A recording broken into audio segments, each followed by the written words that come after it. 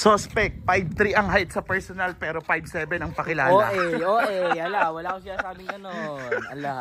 5'3 sa personal, 5'7 ang pakilala. Suspect, nagpapa-Barbie arms. Kailan naman yun? Kailan yun naman? Kanina, di Kailan nagpapa-Barbie Kaya arms? pala lumelete yung braso. Gago, laki ko magpapa-Barbie arms. Suspect, nagpa-brace para di makita yung tartar. Ano sinama yun? Mag-usama yan. Suspect, nakabili ng iPhone kasi maraming bakla.